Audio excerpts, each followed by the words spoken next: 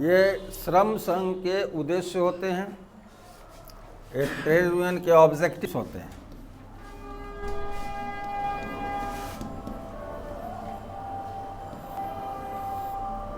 Of trade union, इस objective को पूरा करने के लिए टू फुलफिलमेंट माने for fulfilment of the objectives या टू फुलफिल द ऑब्जेक्टिव्स, ये जो मेथड एडॉप्ट करता है, जो मेथड यूज़ करता है, उसी को कहा जाता है मेथड्स ऑफ ट्रेड यूनियन, उसी को कहा जाता है मेथड्स ऑफ ट्रेड यूनियंस। यानी the method which is used by the trade union to fulfil any objective is known as methods of trade union. समझे? यानी कि वैसा तरीका जो श्रम संघ द्वारा अपने उद्देश्य की पूर्ति या प्राप्ति के लिए अपनाया जाता हो, प्रयोग में लाया जाता हो, उसको हम लोग श्रम संघ तरीका कहते हैं। ठीक है। अब यहाँ देखिएगा कि जैसे हमको कहीं जाने के लिए, फंक्शन में जाने के लिए कपड़ा चाहिए, नहीं कपड़ा चाहिए फंक्शन में जाने के लिए, तो ऐसा हो सकता है कि हम जाके खरीद लें, तो ये भी हो सकता है कि मार्केट में हमारे लायक नहीं है कोई, नहीं तो कपड़ा खरीद के सिला लें, रेडीमेड नहीं अवेलेबल है तो कपड़ा खरीद के सिला लें, वो भी का टाइम टेकिंग है। एक और उपाय है कि आजकल ड्राई क्लीनर्स या वाशरमैन से लोग कांटेक्ट किए रहता है और वो भी सप्लाई कर देता है कि रात भर का भोज खाना है तो लीजिए, इतना रेंट दे दीजिएगा, उससे सप्लाई कर ले। या कोई आपके साइज का है, अपने साइज का है, तो उस साइज वाला कोई आदमी दूसरा है जो पार्टी वियर रखा है, उससे हम ले लें, बोरो कर ले। नहीं, आजकल एक और चुराने का ट्रेंड हो गया है, ऑनलाइन मंगा लीजिए। चलिए, हाँ ऑनलाइन मंगा लीजिए और 2 दिन पहन के फिर से उसको वापस कर दीजिए, नहीं पसंद नहीं आया, चलिए। हाँ, तो डिफरेंट तरीका हो गया, समझे? डिफरेंट तरीका है। उसी तरह किताब की ज़रूरत है तो ख़रीद लीजिए, मांग लीजिए, चुरा लीजिए, ज़बरदस्ती छीन लीजिए, नहीं तो ये अलग अलग तरीका है। कोई भी आपको ऑब्जेक्टिव है उसको पूरा करने का। तो उसी तरह से ट्रेड यूनियन का जो ऑब्जेक्टिव है उसको पूरा करने के लिए कोई तरीका अपनाता था या अपनाता है, उसको हम लोग कहते हैं ऑब्जेक्टिव्स ऑफ ट्रेड यूनियन। शुरू में 1970 तक का जब स्टडी कीजिएगा तो उस समय तक तीन ही मेथड्स को लोकप्रियता मिली थी। 1970 के पहले 3 ही मेथड को लोकप्रियता मिली थी। एस.टी. पुणेकर की किताब है ट्रेड यूनियनिज्म इन इंडिया, समझे? और उसके बाद पुणेकर और देवधर का भी आ गया था, उसमें labour welfare, trade unionism, industrial relation तीनों कंपाइल करके भी आया है। तो उसमें जब पढ़िएगा तो 3 ही तरीका बतलाए, समझे? लेकिन लेटर फेज में 2 और तरीका को उसमें इंक्लूड किया गया है, एक्सेप्टेंस उसको भी मिली है। तो आज के डेट में there are 5 methods of trade union, नहीं, और वो मेथड क्या है ये देखना है कि कौन कौन से तरीका अपनाता है ट्रेड यूनियन को। आज के डेट में 5 तरीका बतलाया गया, वो कौन कौन सा तरीका है जिसका वो यूज़ करता है। तो पहला है तरीका, उसका नाम है म्यूचुअल इंश्योरेंस मेथड, आपसी बीमा विधि।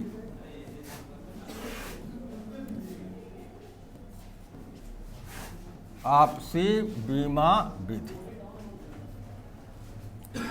ठीक है। दूसरा जो है वो है कलेक्टिव बार्गेनिंग मेथड, सामूहिक सौदेबाजी विधि। कलेक्टिव बार्गेनिंग मेथड, सामूहिक सौदेबाजी विधि। तीसरा है वो है लीगल इनेक्टमेंट मेथड, कानूनी कार्यान्वयन विधि। लीगल इनेक्टमेंट मेथड, कानूनी कार्यान्वयन विधि। समझे?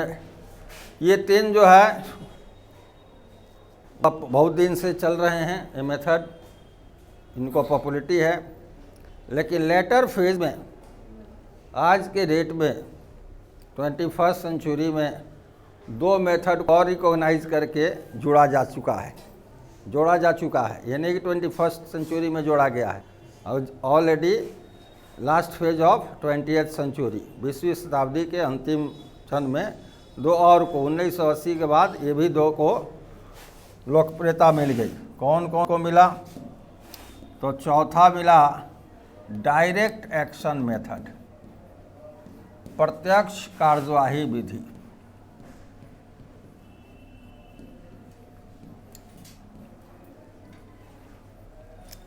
और अगला मिला पॉलिटिकल एक्शन मेथड, राजनीतिक कार्यवाही विधि।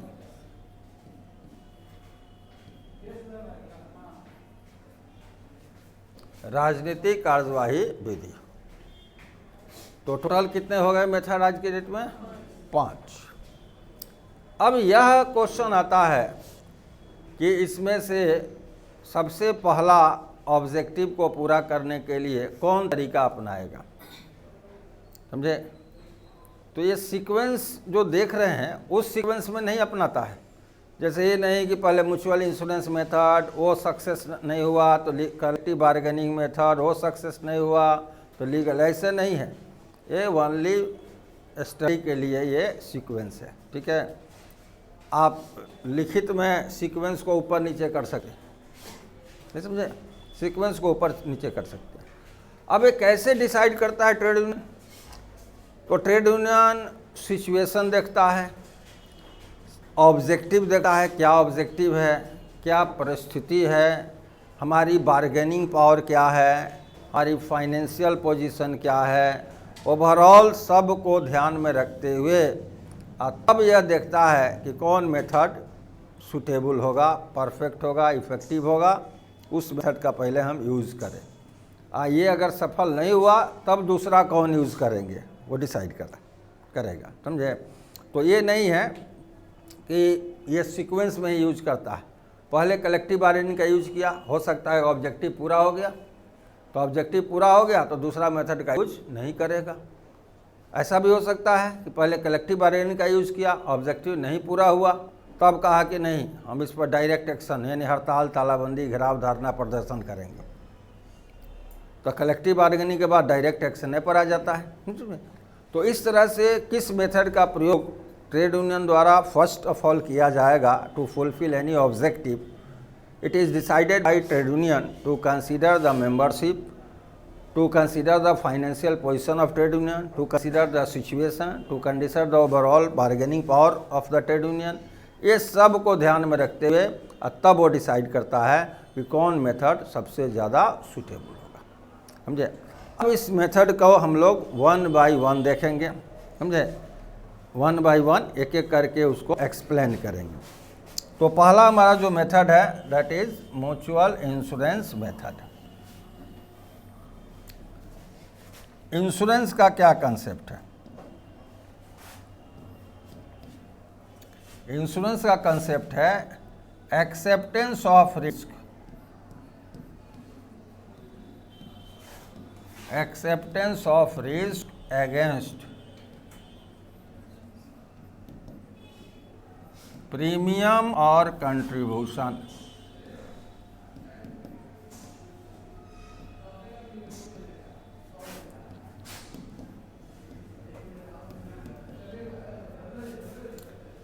समझे? प्रीमियम या अंशदान के बदले जोखिम की स्वीकृति।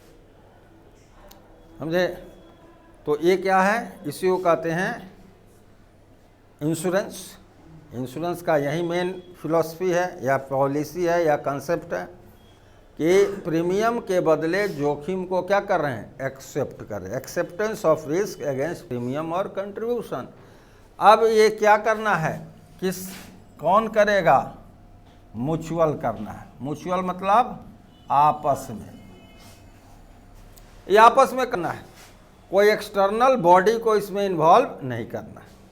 There is no involvement of any external body to ensure the fulfilment of any objective against contribution और प्रीमियम। कोई बाहरी निकाय नहीं होगा जो आपको अंशदान या प्रीमियम के बदले किसी उद्देश्य की पूर्ति की जोखिम स्वीकार करता, समझे। ये आपस में ही करना है। तो कैसे करेगा, तो ये ट्रेड यूनियन क्या करता है, अपना पॉलिसी फॉर्म करेगा, अपने मेंबर से कहेगा, मेंबर सबसे कहेगा कि यह अमाउंट दीजिए, अमाउंट एज कंट्रीब्यूशन दीजिए, पे कीजिए, समझे। सर्टेन अमाउंट एज कंट्रीब्यूशन दे दीजिए और इसके अगेंस्ट में यह ऑब्जेक्टिव पूरा करेंगे, टू फुलफिल एनी ऑब्जेक्टिव।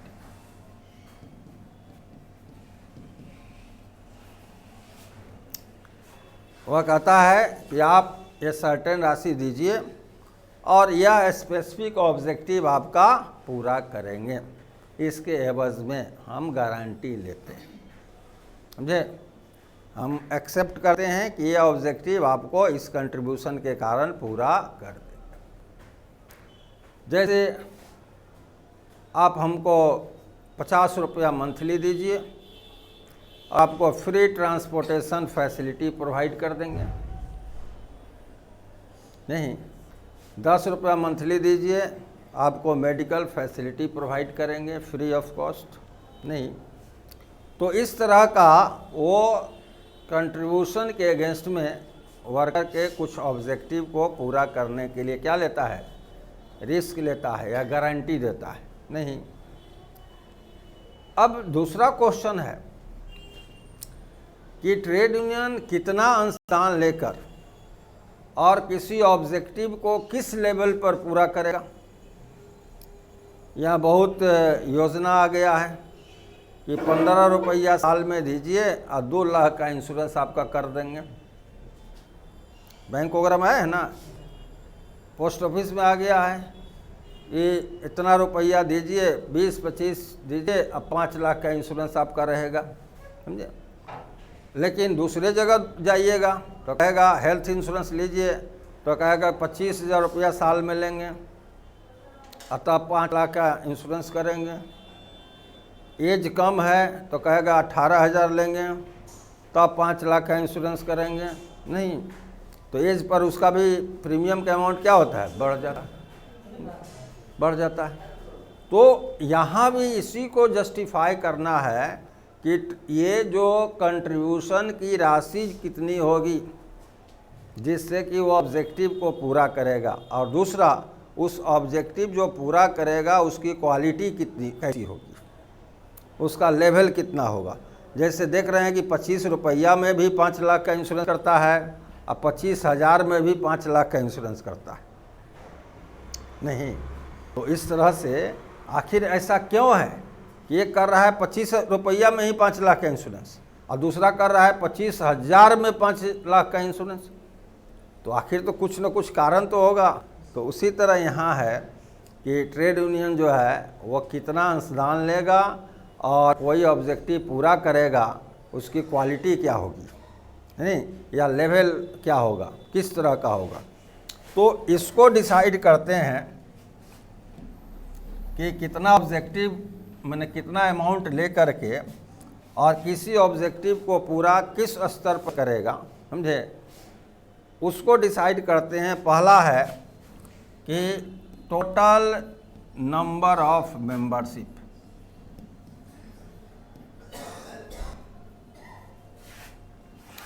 श्रम संघ की कुल सदस्यता। जैसे मानिए कि श्रम संघ के पास 1 लाख सदस्य है, अगर 100 रुपया लिया, 50 रुपया लिया तो 50 लाख हो गया। तो ट्रेड यूनियन के पास अगर 1 लाख मेंबर हैं और 50 रुपया ले रहा है, उसके पास कितना आ गया? 50 लाख। 50 लाख में तो वो हॉस्पिटलें खोल के मेडिकल फैसिलिटी दे देगा? नहीं, 50 लाख में 2 बसें निकाल देगा और उस बस से जो मेंबर होंगे वो फ्री में घूमेंगे और जो प्राइवेट लोग चढ़ेंगे वो भाड़ा देंगे। तो भाड़ा से तेल मैनेज हो जाएगा, अदर बेनिफिट हो जाएगा, एडिशनल बेनिफिट हो जाएगा। नहीं, उसका तो ये चीज़ देखेंगे कि अगर मेंबरशिप ज़्यादा है तो वो कम कंट्रीब्यूशन में, कम अंशदान में वो ज़्यादा बेनिफिट दे देगा, उसके अगेंस्ट में ज़्यादा रिस्क ले लेगा। ठीक है। और दूसरा देखते हैं कि उसके पास फाइनेंशियल पोजीशन उसका कितना है।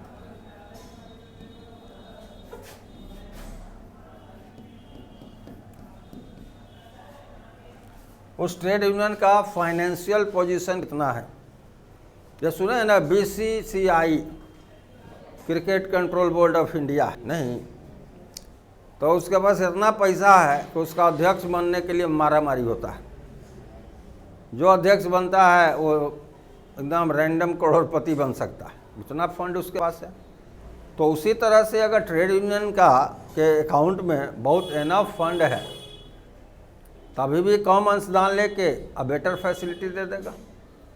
तो ये 2 ऐसे फैक्टर हैं, एक की टोटल नंबर ऑफ मेंबरशिप और दूसरा available fund to the trade union. समझे, ट्रेड यूनियन के पास अवेलेबल फंड कैसा है। और ये फंड के there are different sources of fund of trade union. समझे, श्रम संघ के फंड का अलग अलग स्रोत है, केवल सदस्यता शुल्क ही स्रोत नहीं है। In addition to membership fee there are different sources of trade unions. बहुत बार जो है वो ट्रेड यूनियन एम्प्लॉयर से कंट्रीब्यूशन लेता है। समझे, कॉरपोरेट सोशल रिस्पॉन्सिबिलिटी के नाम पर, कॉरपोरेट सोशल रिस्पॉन्सिबिलिटी के नाम पर लेता है कि आप हमारे अकाउंट में इतना दीजिए और हम वर्कर के लिए ये काम करने जा रहे हैं, ये उसका कल्याण के वेलफेयर के लिए हम काम करने जा रहे हैं। समझे, आम जनता भी चंदा दे सकती है ट्रेड यूनियन को अकाउंट में? नहीं। तो इस तरह से उसके डिफरेंट सोर्सेज होते हैं ट्रेड यूनियन के फंड में आने का। तो अगर फंड में उसका अवेलेबल पैसा एनफ है तो वैसी स्थिति में कम प्रीमियम लेकर, कम कंट्रीब्यूशन लेकर के और वो अपर लेवल की फैसिलिटी प्रोवाइड कर सकता है। और ये नहीं है, ये दोनों मेंबरशिप बहुत कम हो, जैसे ट्रेड यूनियन के पास 80 गो मेंबर ही हैं, ट्रेड यूनियन के फाइनेंशियल पोजीशन एकदम नील है, तो 80 गो मेंबर है, तो 80 मेंबर में अगर 20 रुपया ले, 50 रुपया ले, तो 50 रुपया भी लेगा तो 4000 होगा। तो क्या वो ऑफिस का रेंट देगा, क्या कलम कागज लेगा, क्या अपने प्रेसिडेंट सेक्रेटरी को नियम देगा? नहीं। समझे, कुछ नहीं कर पाएगा। बिजली बिल या टेलीफोन बिल कहाँ से आएगा 4000 रुपया टोटल में? नहीं समझे। तो अब ऐसी स्थिति में मेंबर क्या हो सकता है? भाग सकता है। अब मेंबर को तो रोक के रखना है, तो कहेगा कि देखिए आप लोग 5-5 रुपया दीजिए, अब पूरा परिवार को 3 गो पिक्चर दिखाएंगे। तो 5 रुपया में 3 गो पिक्चर का लालच दिया।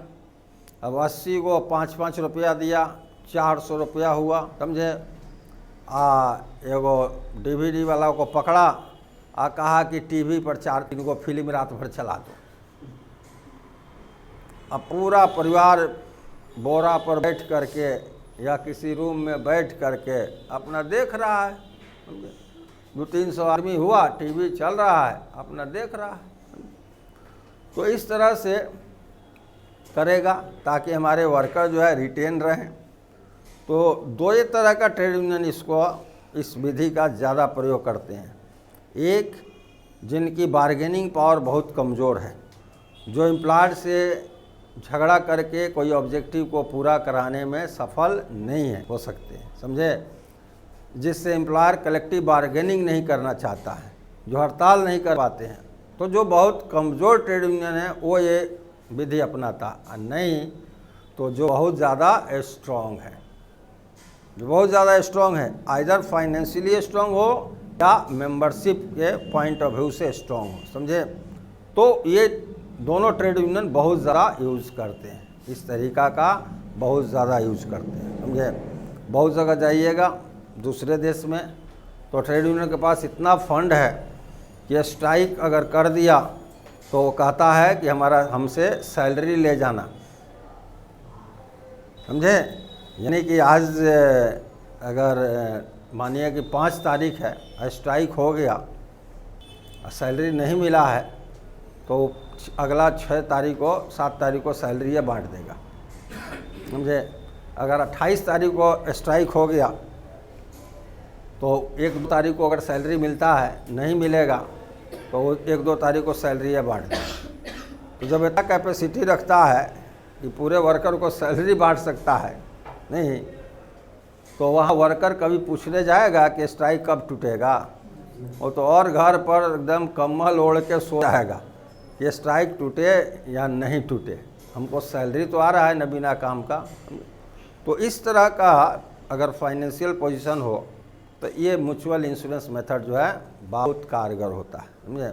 बहुत जगह ट्रेड यूनियन अपना हॉस्पिटल खोले हुए हैं, एजुकेशनल इंस्टीट्यूशन खोले हुए हैं, ट्रांसपोर्ट अपना चलाता है, समझे, और उससे एडिशनल इनकम कमाता है, और साथ में अपने जो मेंबर हैं उनको फ्री ऑफ कॉस्ट भी सर्विस प्रोवाइड करता है, ठीक है। तो ये मेथड में यही है कि ट्रेड यूनियन क्या करेगा, अपने मेंबर से एक निश्चित राशि अंशदान के रूप में लेगा और कोई ऑब्जेक्टिव को पूरा करने के लिए गारंटी लेगा, ठीक है।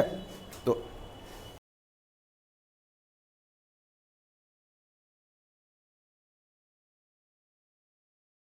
देखिए, दूसरा विधि है कलेक्टिव बार्गेनिंग विधि। तो कलेक्टिव बार्गेनिंग में क्या होता है कि एक साइड में एम्प्लॉयर या उनका रिप्रेजेंटेटिव रहेगा, एक साइड में एम्प्लॉयर या एम्प्लॉयर का रिप्रेजेंटेटिव, और दूसरे साइड में रहेगा वर्कर का रिप्रेजेंटेटिव। वर्कर का रिप्रेजेंटेटिव कहाँ से जाएगा, तो ट्रेड यूनियन के ऑफिस बियरर से। ये कौन रहेगा, ट्रेड यूनियन का ऑफिस बियरर रहेगा।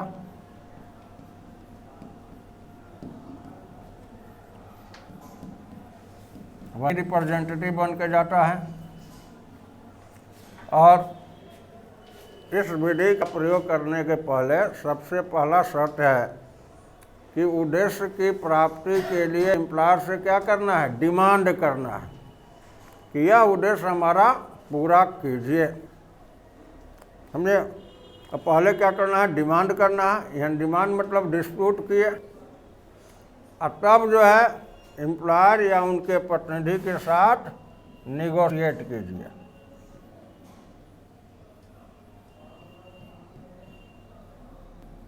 ठीक है। निगोशिएट कीजिए, और निगोशिएट करने के बाद अगर एग्रीमेंट हो गया तो उद्देश्य पूरा हुआ, और नहीं हुआ तो उद्देश्य पूरा नहीं हुआ। तो इसमें सबसे पहले क्या करना है, demand to fulfil the objective, नहीं,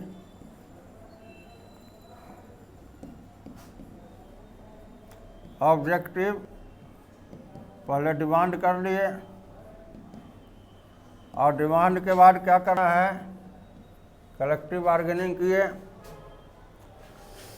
उसके बाद कलेक्टिव बार्गेनिंग में निगोशिएशन होगा, और निगोशिएशन हुआ, अगर ओके हो गया, डिसीजन टेक हुआ, डिसीजन अगर हो गया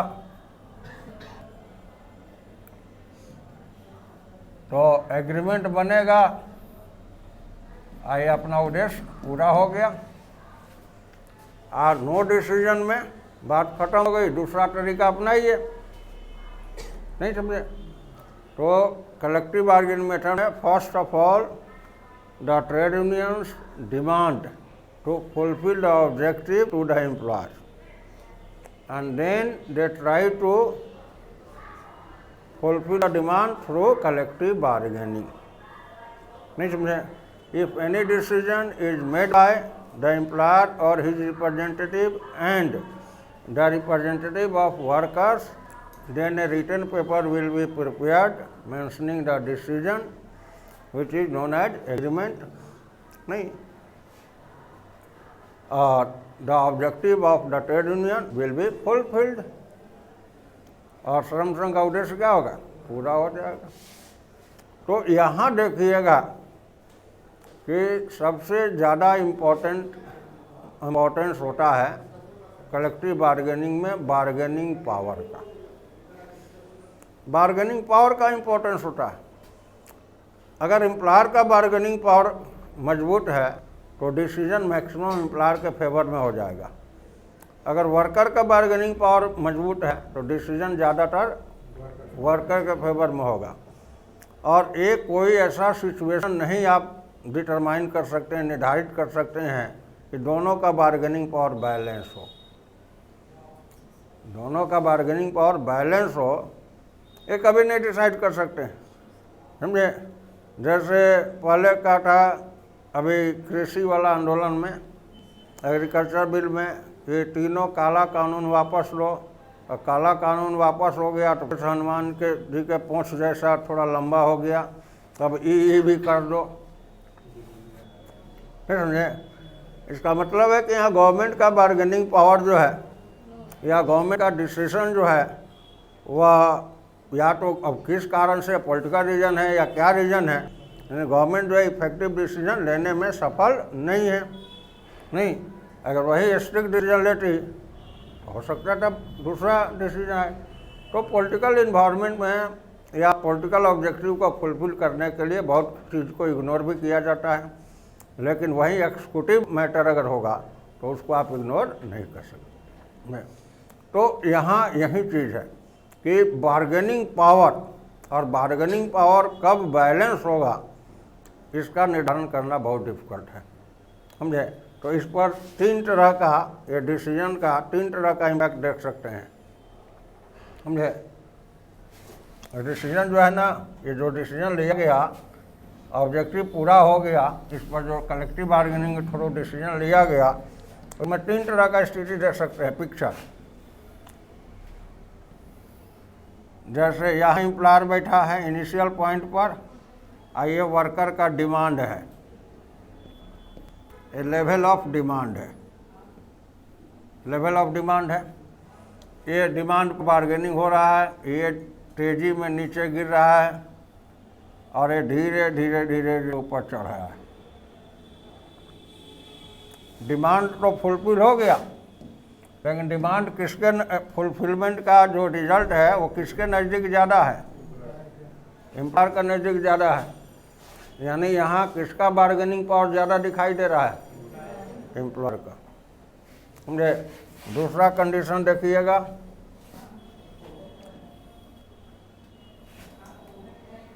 यहाँ एम्प्लॉयर है, यहाँ वर्कर्स का डिमांड है, नहीं डिम लिख देते हैं, डिमांड है, ये वर्कर धीरे धीरे उतर रहा है और एम्प्लॉयर तेजी में चढ़ रहे हैं।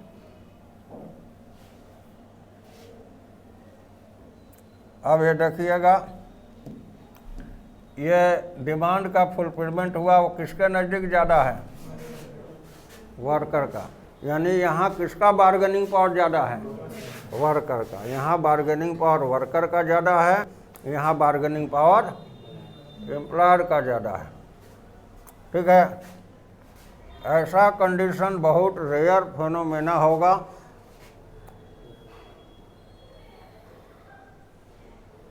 जो यहाँ वर्कर है, यहाँ एम्प्लॉयर है और मिडिल में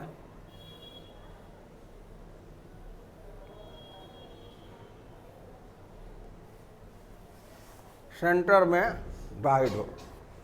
रेयर फिनोमेना है, ऐसा नहीं दिखाई देगा, समझे? कि सेंटर में, दोनों के सेंटर में, यानी यहाँ से जो डिस्टेंस है और ये डिस्टेंस है, दोनों क्या है, बराबर है। तो यहाँ दोनों का बार्गेनिंग पावर क्या हो जाएगा, बराबर हो जाएगा, इक्विवेलेंट दिखाई देगा। ठीक है, अगर इस तरह का ग्राफ हो रहा है, यहाँ वर्कर का डिमांड लेवल है, एम्प्लॉयर यहाँ है, और यहाँ कुछ बढ़ के यहाँ रुक गया, यहाँ कुछ आकर यहाँ रुक गया, ये क्या हुआ, कलेक्टिव बार्गेनिंग फेल कर गया, फेल्यूर ऑफ कलेक्टिव बार्गेनिंग का स्टेज है, समझे। तो अब यहाँ ये देखा जाता है कि जो हम कलेक्टिव बार्गेनिंग किए कोई भी ऑब्जेक्टिव को पूरा करने के लिए, तो अगर वर्कर का बार्गेनिंग पावर मजबूत है तो अपने फेवर में ज़्यादा से ज़्यादा लेवल पर क्वांटिटी और क्वालिटी दोनों अपर लिमिट पर प्राप्त कर लेगा। एम्प्लॉयर का बार्गेनिंग पावर मजबूत है तो एम्प्लॉयर जो है अपने लेवल पर खींच के ला देगा। दोनों का इक्विवेलेंट रेयर फिनोमेना है, अगर हो गया तो बैलेंस डिसीजन आ जाता है ऑन द मैटर। एम्प्लॉयर जो है जाकर रुक गया और वर्कर जाकर रुक गए तो कलेक्टिव बार्गेनिंग फेल हो जाता है। अब यहाँ देखिएगा कि अपने देश में भी या अदर जगह भी सबसे ज़्यादा जो ट्रेड यूनियन अपने ऑब्जेक्टिव को पूरा करते हैं वो थ्रू कलेक्टिव बार्गेनिंग, और कलेक्टिव बार्गेनिंग जब फेल करता है तभी ट्रेड यूनियन द्वारा दूसरे मेथड का उपयोग किया जाता है। समझे, and majority of objectives are fulfilled through collective bargaining, समझे, सबसे ज़्यादा। और इसमें एग्रीमेंट हो गया तो पूरा हो गया। तो यह एक तरीका है।